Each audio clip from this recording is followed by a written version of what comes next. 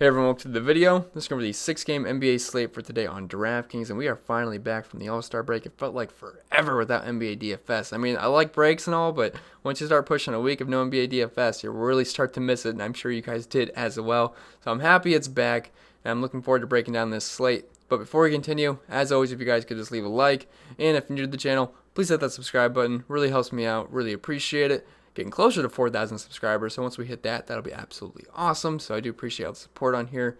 And if you want to follow me over on Twitter, I'm at Pennell16. And if you want to support me over on Patreon, it's much appreciated. We're actually getting pretty close to 100 patrons over there, which is absolutely amazing. I do appreciate everyone that supports me over on Patreon. It means a lot, really helps me out very much.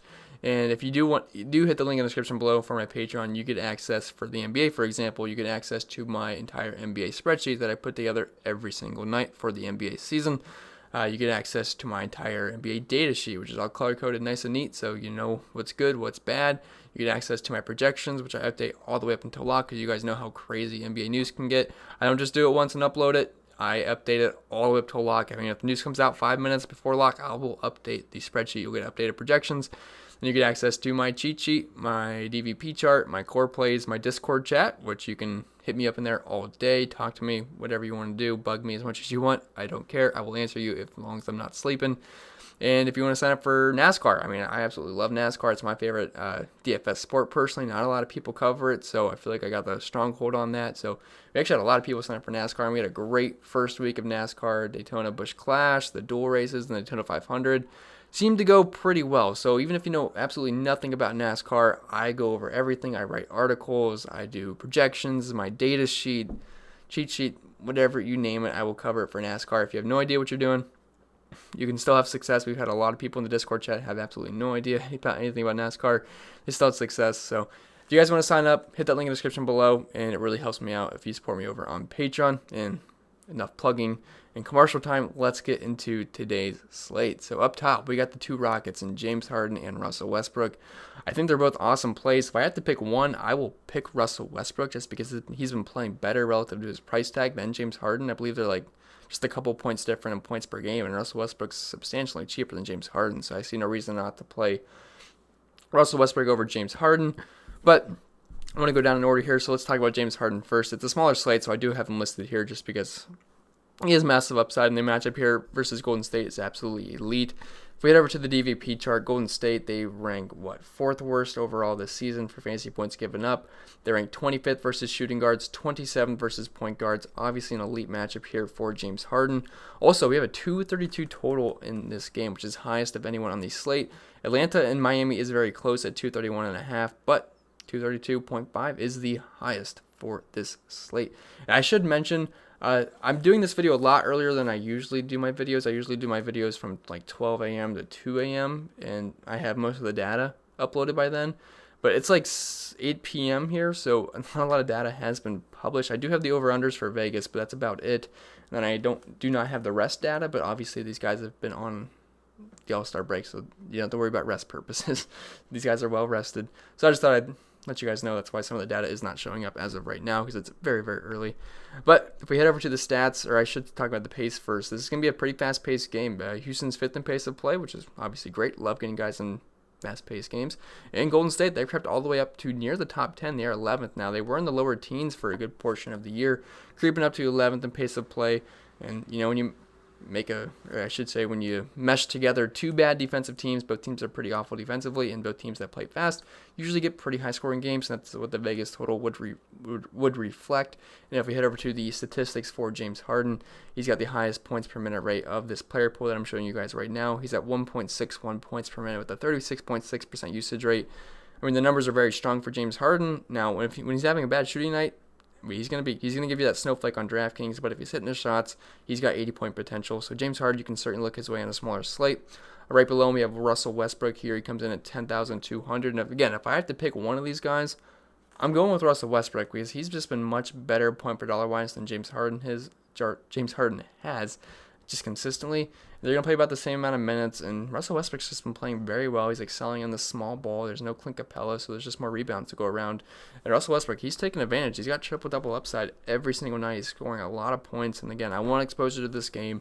232.5 point over-under, Golden State really does not play defense. They're ranked 27th versus point guards. Should be a pretty fast-paced game environment here on the season. He's at 36 minutes per game. Got him for about 37 here.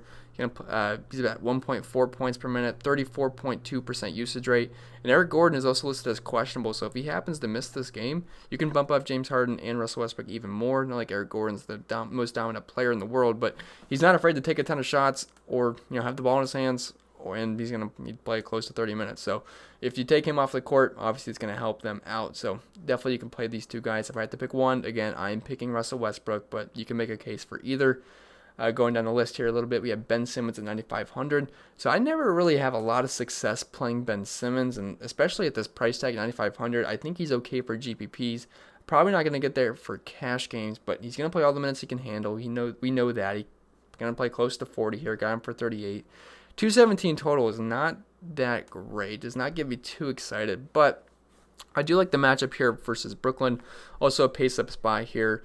Philly is 18th in pace of play, and Brooklyn is 9th. So I always like getting guys in pace-up spots here. On the season, he's at 1.19 points per minute. Not the highest usage rate player in the world, only at 20.8%, but again, going to play all the minutes he can handle, and he's got 60-point upside. We know that. Now, I just don't like playing him that much when everyone's healthy on Philly, but you can take a stab at him, and it's actually a pretty good matchup for Ben Simmons. Brooklyn does rank 25th versus point guards, or also 5th versus small forwards, whatever you want to call the guy, which that's not too great, but it's a good matchup for Ben Simmons. So you can certainly look his way in GPPs with not playing him in cash games. I think your cash game play, and personally my favorite spend up as of right now, that's Joel Embiid. He comes in at 9K, which seems just a little bit too cheap. They've been mispricing him recently for at least the past couple weeks, including the All-Star break, so I should say the last week. The last couple prices I remember for him, I know he was like 81 or 8,200 versus Chicago, which was an absolute joke. I mean, I don't understand that pricing whatsoever. Obviously, he's smashed. Then versus Memphis, he was like 8,500, and he was smashing, but then he ended up not playing in the second half. I forget why. I think neck soreness. So again, you got that kind of risk with Joel Embiid. The guy's a little bit fragile, but I mean, just given that he's healthy this whole game, he should absolutely smash versus Brooklyn. Like I said, pace-up spot here for the 76ers, and I don't see how he doesn't eat versus Brooklyn. We know they struggle versus two spots, point guards and versus big men, and if you look at the DVP chart, Brooklyn does rank 28th versus centers. Joel Embiid should absolutely eat up this Brooklyn front court, and on the season, he's at 1.51 points per minute, which is second best to James Harden out of this player pool. And he's at a 32% usage rate. So he doesn't play the biggest minutes in the world, only averaging 30 minutes per game. Got him for 32 here. He's had a week of rest at least. So he's going to be fresh for this game. So I think Joel Embiid absolutely smashes. I do expect him to be very high owned, and he should be the most popular spend-up option. But I think he's a tremendous play. He's going to be the cover picture for this video. I think Joel Embiid absolutely smashes at this price tag. So my preferred spend-up as of right now, love Joel Embiid.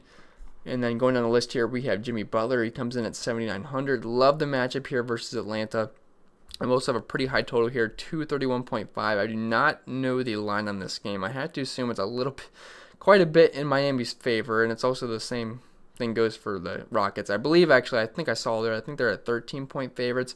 Would not surprise me if Miami's close to double-digit favorites here versus Atlanta, but Jimmy Butler, you got to like him here. He's below 8K going up against Atlanta, the worst defensive team in the entire league. As you can see, dead last, and they rank 29th versus shooting guards and 30th versus small forwards. So you really can't ask for a much better matchup for Jimmy Butler at all. Also a pace-up spot here. Miami is 18th in pace of play, and Atlanta is 4th. So love getting guys in pace-up spots. And on the season, Jimmy's been great. 1.22 points per minute, 25.5% usage rate. Always like getting Butler when he's below 8K, so you can certainly have interest in Jimmy buckets. And you got right below him his teammate, Bam Adebayo, 7,800. I could just repeat the matchups again, but you guys get the idea. Good matchup. Fast-paced game environment. If we head over just individually for the DVP chart, Atlanta does rank 27th versus centers, and Clint Capella is going to miss this game, so still going to be pretty soft down low. So, yeah, you can certainly look Bam Adebayo's way. If you look at his numbers in the season, 1.15 points per minute, low usage rate, but I don't really care about centers when it comes to that too much. But, yeah, he's going to play about 35 minutes here. He should be able to have a really good game here. And, I mean, just seems a little bit mispriced for a good matchup versus Atlanta. So, definitely don't mind Bam Adebayo. They're going to have one of the higher implied team totals on this slate. And if this game stays close, Bam and Butler should be able to smash here. Andrew Wiggins, he comes at 7,600. So, I think it would make sense to play him if you are stacking one of these. Not even stacking, but just playing one of these high-end Rockets guys. Because if you're playing one of these high-end Rockets guys, you're hoping this game stays close so they hit their full potential, so they get full fourth quarter run. And really the only guy in Golden State that can keep this game close at least. Now it's nice that that's at home, not in Houston, but Wiggins is going to have to step up and score a lot of points for this Golden State team. Also, some other guys could as well, but Andrew Wiggins is going to be the main driver of this team, and just for points scored. Now, he had a really good game last time out, I believe. I think he had scored 53 points. It's either that game or the game before.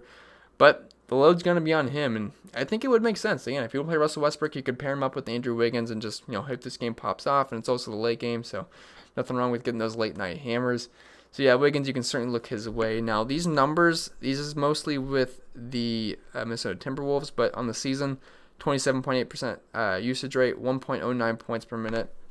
I think you could probably see similar numbers here versus on Golden State. I would expect those numbers to rise, a little bit, because you're not dealing with guys like Cat. I mean, you got like guys like Draymond, Damian Lee, Marquise Chris, not the highest usage rate players in the world. So Andrew Wiggins, I think he makes sense in a run back with one of these Rocket studs. And it's a good matchup too. Nice fast-paced game environment as well. If we head over to the DVP chart, Houston, they are 6th worst this season. They rank 28th versus shooting guards, 26th versus small forward. So really good matchup for Andrew Wiggins, and he's really their only chance for this game to stay close pretty much. So it makes sense to pair him up with one of the Rocket studs.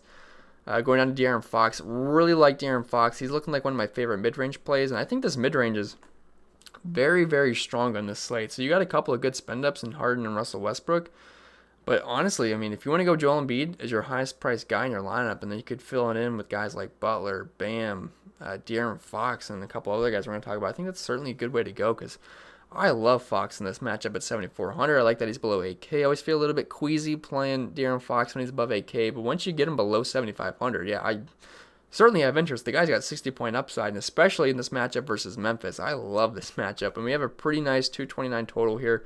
Not surprising if that got closer to 230 as the day goes on, but really nice pace-up spot for the Sacramento Kings. They are 21st in pace of play, but Memphis is 7th, so love the pace-up spot here. We also know Memphis is a very, very bad defensive team. They are right below New Orleans, and they rank 16th versus point guards, 25th versus shooting guards, so they have struggled versus guards all season. They've gotten a little bit better versus point guards. I remember earlier in the year, I think they were like 25th, 26th, something like that, so they've gotten better, but it's still a good matchup nonetheless, and De'Aaron Fox, obviously, he's got elite talent. Not like LeBron James kind of talent, but you guys know what I mean. Very, very good talent, I should say. But yeah, on the season, 1.22 points per minute, 29.5% usage rate. Certainly got to have interest in De'Aaron Fox versus a very, very bad defensive squad in Memphis that also likes to play fast. And I'd have to imagine the spread's going to be pretty close in this game, so I really wouldn't worry about blowouts by any means. Spencer Dinwiddie, you can look his way just because Kyrie Irving's going to be out. Do not like the matchup versus Philly whatsoever. It's also a pace-down spot for the Nets.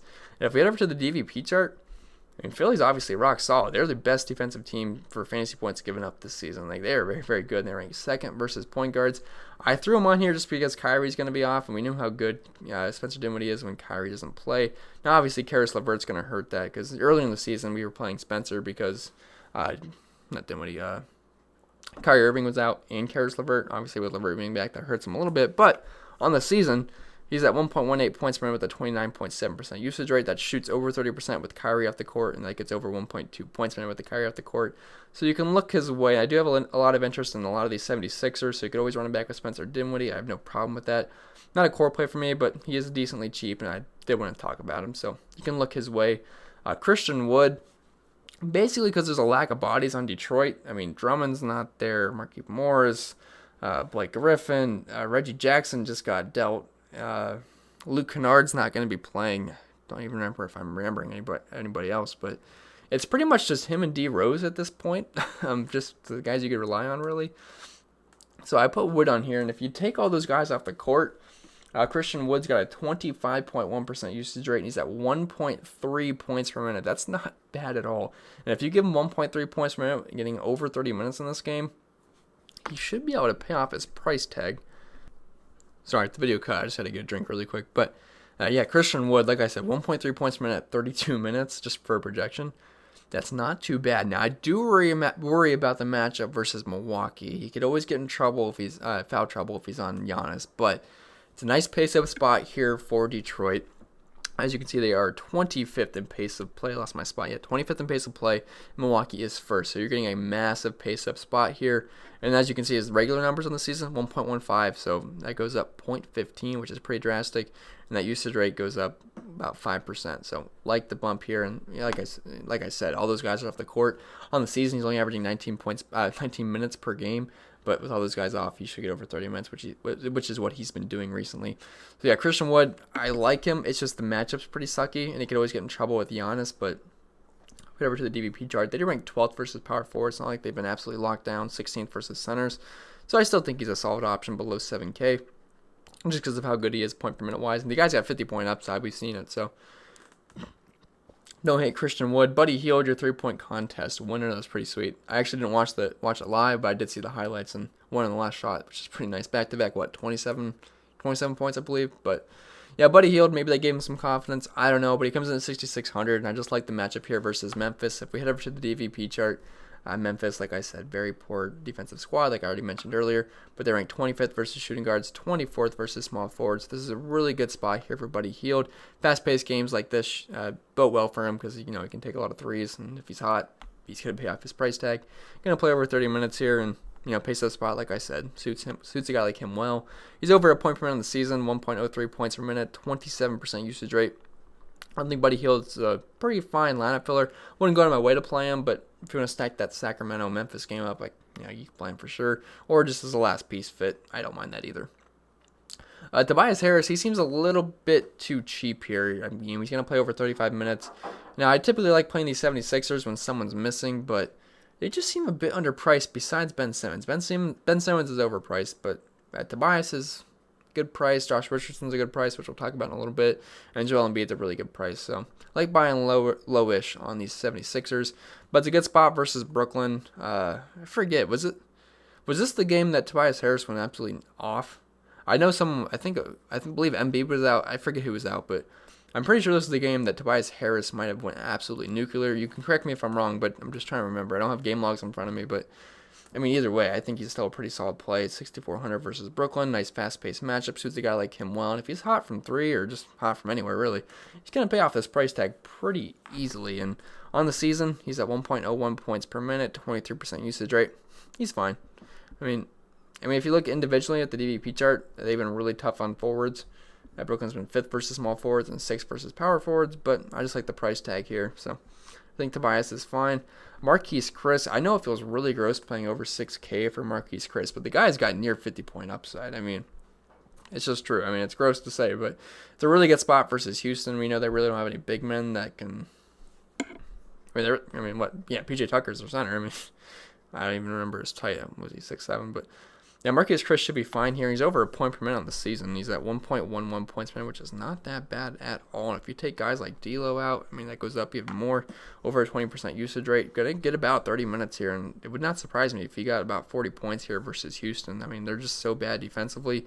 If you head over to the DVP chart, they ranked 28th versus power forwards and 14th versus centers. And obviously, Clint Capella helped those center numbers out a little bit. So expect that number to go down. So you can certainly have a lot of interest here in Marquise Chris. I think he's a stronger GPP play than he is cash games because it really does not feel that great paying 6,200 for Marquise Chris.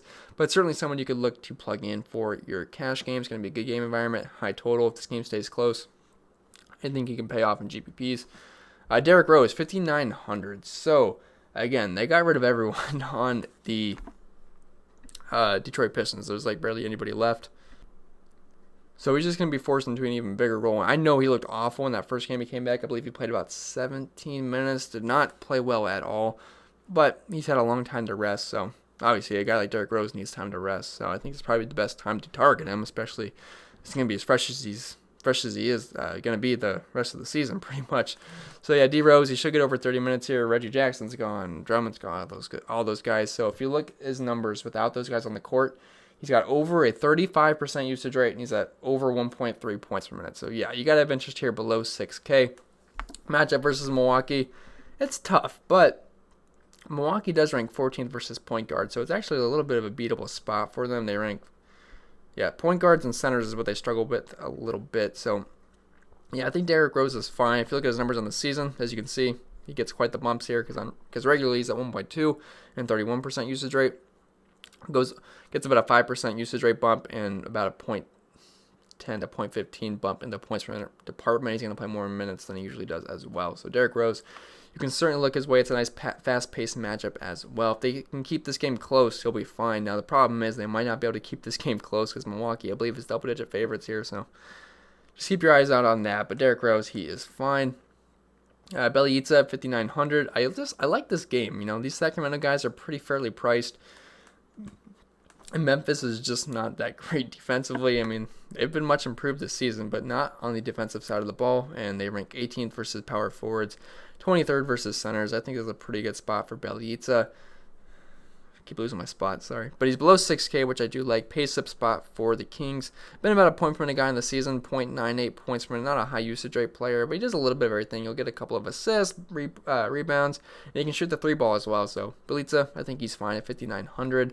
Goran Dragic. So Tyler Hero is going to miss this game again. Now, I know Miami has added a couple of pieces, so it's going to hurt just the minutes department in general. But Dragic, I think he's fine here, below 6K. I mean, we're pushing it a little bit at this price tag, but if you take Hero off the court, he's over 1 point per minute and over a 25% usage rate. So you can certainly look Dragic's way.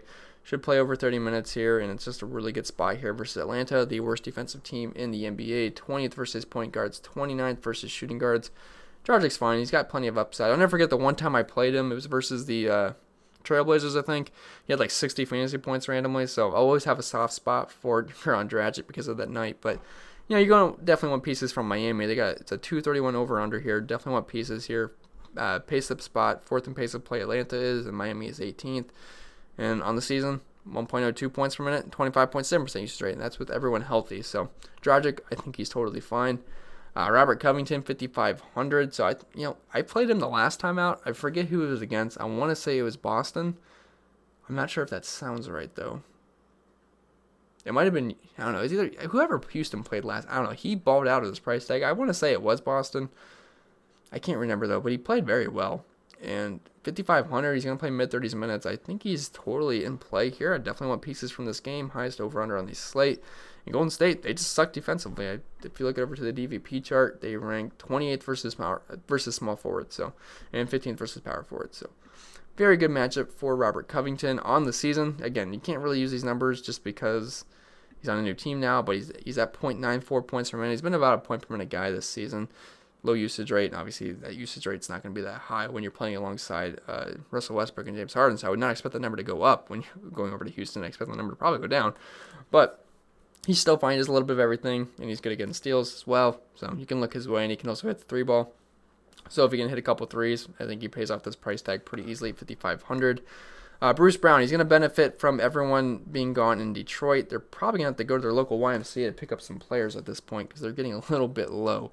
But 5,200, you got to look his way. He's close to a point per minute if you take those guys off the court, about a 0.9 points per minute, which is not great, and his usage rate's still pretty low. But it's not the biggest sample size for him, so I'd expect those numbers to get closer to probably about a point per minute. I mean, it might be pushing a little bit, but I think you get close. But he's going to play minutes over 30 here. It's a pace-up spot versus Milwaukee. Not a good matchup or anything, but I mean, someone's got to do something for Detroit. I think it's going to be Bruce Brown, Christian Wood, and Derrick Rose pretty much. And maybe Langston Galloway gets something. But, I mean, Bruce Brown, I think he's going to be fine at this price tag. As long as this game stays close. If it doesn't stay close, that could be a problem. But, I mean, yeah, his numbers go up. I mean, on the season, 0.82 points per minute, 15.9% usage rate. Those numbers go up. So, yeah, you got to have some interest here just because there's a lack of bodies in Detroit at this point. Or good bodies, I should say. Dylan Brooks. So he really sucked that one. I believe it was versus New Orleans. I think he had like 9 points. I mean, he was major chalk, so it probably didn't hurt you guys in cash games, but he wet the bed. But I like Dylan Brooks. You know, most of the time when I recommend him, he plays pretty well, and I do like this game environment here. I know it's a pace down spot versus Sacramento, but Memphis should look to push the pace here, and Sacramento's not that great defensively. If we head over to the DVP chart, they're better down low, but versus guards, they've not been that great. As you can see, third versus power forwards, fifth versus centers. But if you ever to the forwards and guards, they rank 22nd versus shooting guards and 22nd versus small forwards. So Pretty good matchup for Dillon Brooks. He's been close to a point per minute guy this season. He's at 0.91 points per minute, 25% usage rate. The guy's got GPP winning upside. I mean, he can get hot, and he's not gonna be afraid to shoot the ball. So, Dillon Brooks, you can look his way. I think he's fine versus Sacramento. Kendrick Nunn, so he's been pretty darn awful with Tyler Hero off, but he's just shooting really, really bad. And I would expect his shooting to get a little bit better, but I mean, if you just look at his box, I don't have the box score in front of me, but I looked at it before I made this video, and his box score for his shooting numbers, they're pitiful. I mean, he's just not shooting the ball well. So if he can just start shooting a little bit better, I expect him to be able to pay off this price tag of $4,900, and he's had a week to think about his shooting, so hopefully he got into the gym, worked on the jump shot maybe. Hopefully he's feeling it in the game, but if he's not, I mean, I can't help you there, but if he's hitting his shots, he should be fine at $4,900, especially versus Atlanta. Like I keep saying, the worst defensive team in the NBA.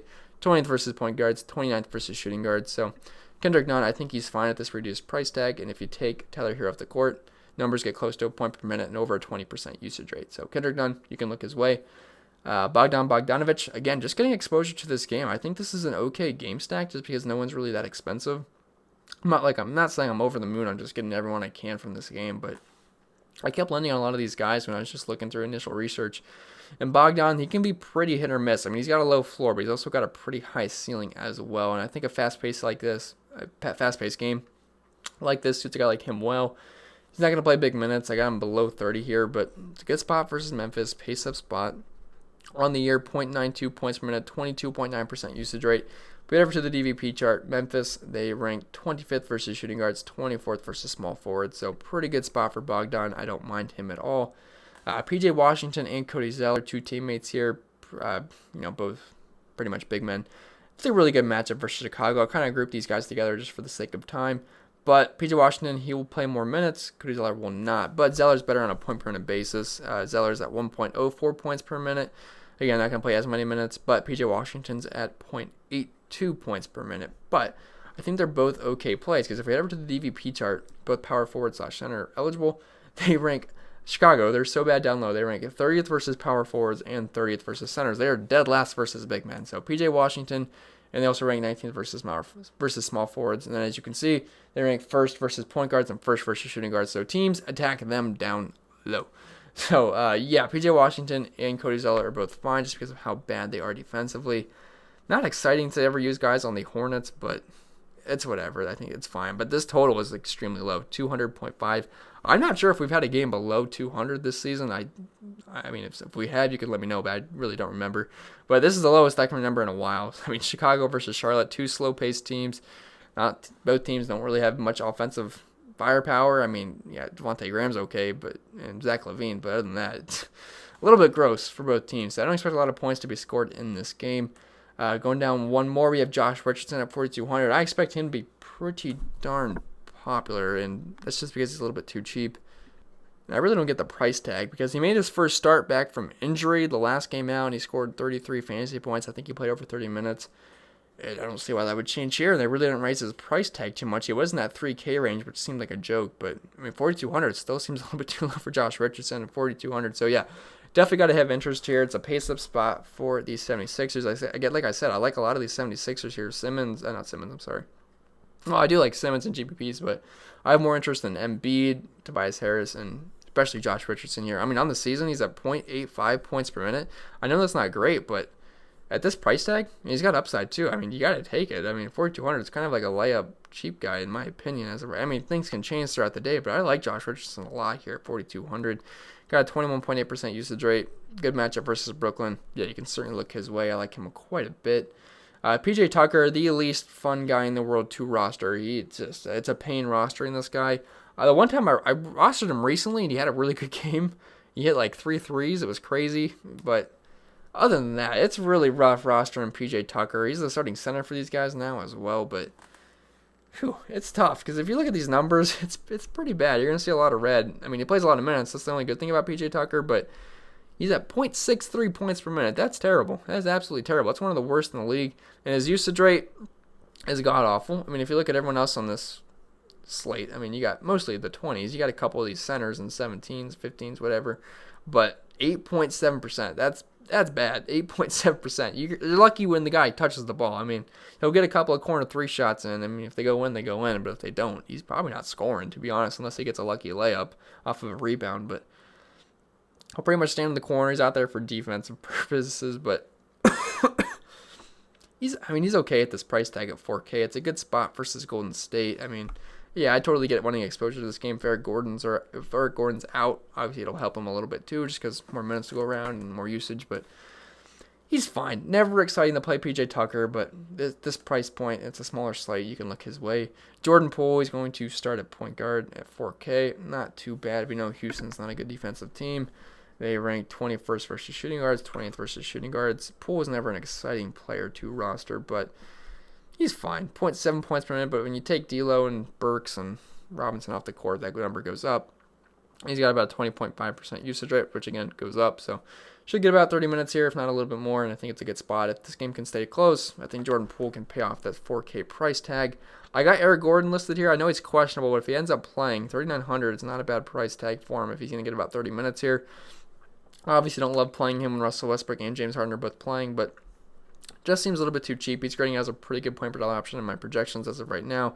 Good spot versus Golden State. They struggle versus guards. They rank 25th versus shooting guards, 20th versus small forwards, 27th versus point guards. So however way you slice it up, pretty good spot for Eric Gordon on the season. Numbers aren't too strong, 0.78 points per minute with a 22% usage rate, but this price tag, it's honestly not that bad. So you can certainly look his way. Harry here, Giles or Giles, I don't want to say it wrong, but it's one of those two for sure. So you can look his way at 3,400. Not going to play too many minutes. I got him for like 20 here, but there's not like that many great value options on this slate. I mean, we had a couple of like decent 4K guys, but like for absolutely free, not too much. Now I really do like Shaq Harrison, which we'll talk about, but he's fine. Again, I just like exposure to this game. As you can see, I've listed a lot of guys from the Sacramento-Memphis game. I'm not sure if it's going to pop off like with full confidence, but there's a lot of guys I like in this game. And on the year, he's at 1.03 points per minute, which is not too bad at all. 20% usage rate. He's fine. I don't love it, but I don't hate it either. But Shaq Harrison, he comes in at dirt cheap 3K. And Chandler Hutchinson's going to be out. And who else is going to be out? Denzel Valentine's going to be out. And, Wendell Carter, Otto Porter, all those guys for the Bulls that are regularly out. Larry Markkinen. I believe Larry's still out.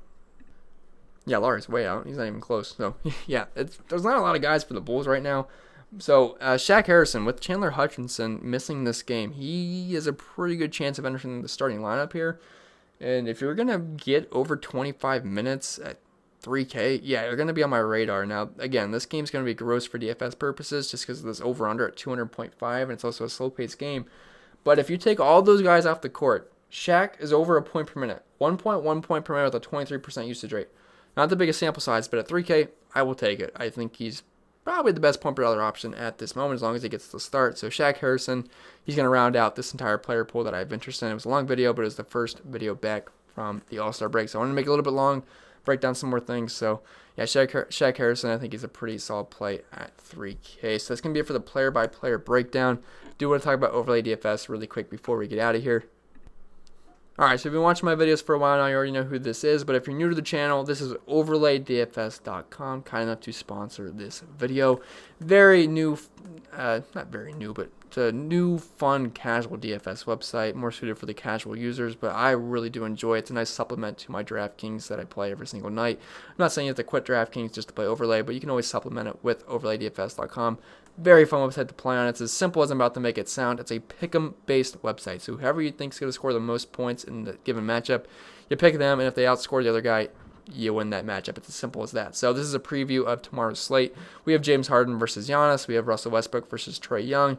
Ben Simmons versus Joel Embiid. So let's say I think Harden's going to outscore Giannis. I pick James Harden. If I think Westbrook's going to outscore Trae Young, which I probably think is going to happen, you pick Russell Westbrook. And if you think Embiid's going to outscore Ben Simmons, you pick Joel Embiid. It's as simple as that. And if you finish in the top 10% of this contest, you win 9 extra money. So, for example, this is my favorite contest to play in. It's the $22 Double Deuce contest. If you finish in the top 10%, you win $180. It's as simple as that. And the cool thing is, no one has hit their progressive jackpot in some time now. So someone is due to hit, so why not you? I'm hoping it's me, but why not you? If you go 12-0 in your picks, which I've been close a couple of times, I went 10-2 a couple of times, just a couple of different picks, and I could have a lot more money in my account right now. But I've been close. So if you go 12-0 in your picks, you can win nearly $11,000. That's right above my head if you're trying to look where I'm looking at, like right there. It's above, right there. You see it. $10,940 if you go 12-0 as of right now. So someone's going to hit it soon. People have been close. I believe one guy went 11-1 the other night. So do not miss out on your chance to win $11,000, guys. There's no strings attached. If you go 12-0 on your picks, you get the progressive jackpot, and you also get your $180 for the top 10% win. And the other cool thing they're doing is they are running a slump buster challenge, which is they're pretty much daring you guys to lose, because they're pretty much telling you if you lose 20 days in a row, not 20 consecutive days, but say you play once a week for 20 weeks in a row, and you'll lose just for some reason. If you lose every single day, I hope that doesn't happen to you, but if it does, they will refund every single dollar that you deposited. So simple as that, guys. They will refund every single dollar that you deposited. So check it out, guys. OverlayDFS.com. There's no promo code. You don't have to tell them that I sent you. Just go over there, sign up, have fun, and if you want that 12-0 jackpot, you're going to have to beat me to get it. So check it out, guys. OverlayDFS.com. Check it out, and it's going to be it for this video. I hope it was helpful. If it was, remember to leave a like. If you're new to the channel, please hit that subscribe button. Really helps me out. Really appreciate it. Follow me over on Twitter at ChrisPennell16. Support me over on Patreon. If we get 100 Patreons soon, that would be absolutely amazing. We have MLB coming up, so very excited for everything going on there. Check out the NASCAR. Again, that is my favorite DFS sport. I love it. Absolutely love it. So check it out. And that's going to be it for this video. See you guys in the next one, and I'm glad NBA DFS is back.